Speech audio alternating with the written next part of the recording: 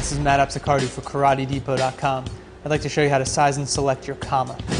The kama, or sickle, can be a bit complex when trying to figure out which ones you want to buy, what's right for you, and what's good for your purposes. So I'd like to break it down just in the basics of what you need to consider when you're going to make your purchase. The first thing you need to figure out is the size. So let me show you how to size a kama properly. When I hold my kama up like this, you'll notice that the tip of it here comes about down to the elbow along the blade. Now when I use it, I'm going to slide it up just a touch so I have a striking surface here. Okay? But that is roughly the length you want. And in order to get that number, you're going to take your tape measure or ruler or whatever it is you have available, point your thumb at the top, and measure down to the tip of the elbow. When you get that number, you'll be able to take it and compare it to the charts that we have online. You'll be able to see which length is right for you. If you fall in between two different sizes, I recommend erring on the size of longer versus shorter. If you have a short kama like this, you can leave a lot of your arm exposed. Not to mention, you lose the ability to reach and gain an advantage on your opponent. Remember, this is a short weapon to begin with. However, if it's a touch long, like this, you have even more coverage than you need, even though it's a bit more unwieldy, and you have the ability to reach out and hook your opponent in even easier. So it can be a bit of an advantage. If you fall in between those two sizes, especially if you have a child who might grow into it, I recommend going a bit long. Now I'd like to talk to you a little bit about how to select the style you need. The first thing to consider is handle.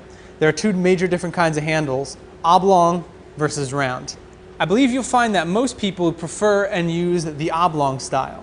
That means on the sides there's a level of flatness along with curvature along the back. And what that allows you to do is grab and know exactly where the blade is. One of the worst things that you can run into is to not know where that blade edge is when you're making your transitions. Oblong allows you to do that, and it also allows you to place your strikes perfectly. However, some people prefer a rounder grip. It allows you a little bit smoother transition when going from front to back. This way. Furthermore, if you have a knob along the end, it can allow you a stopgap so that you don't slide off the weapon. That's a matter of taste and choice for you. Now you have to decide what kind of blade you want. Some blades are rounder than others. Some have a bit more straightness to them. You'll notice this one has a little bit more of a curvature up along, while this one's a little bit flatter. Some of the styles you can get will be completely flat. And a lot of that has to do with what tradition they come from, what background they're from, and how true they want to stick to the agrarian usage that they had when these weapons were first developed. So you can decide how much curvature you want in your kama. Finally, you can decide if you want a wooden practice pair, which will protect you from getting cut, or a nice sharp pair, a bit like this one, where it's a little more dangerous.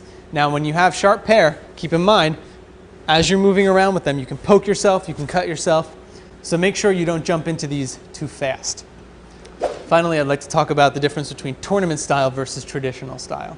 In a lot of traditional systems, based out of Japan and Okinawa, you'll notice that the weapons aren't particularly flashy. Rather standard handles, and nothing too crazy going on in the blade this way. The purpose of this is application. We want to be able to hook in, grab our opponent, and withstand the strikes and cuts that we need to get the job done. However, if you're more of a fan of the tournament circuit, you might get a little something like this. You'll notice it's a little more squat in the handle. It's got fancier designs along the blade. Understand that these are not for application, they are for show. And the cord along, you'll find cord both on traditional and tournament. So that's really not related. So what you need to do is analyze your style, analyze your needs, and buy accordingly. I hope that helps. Let us know if you have any questions at csupport@karatedepot.com.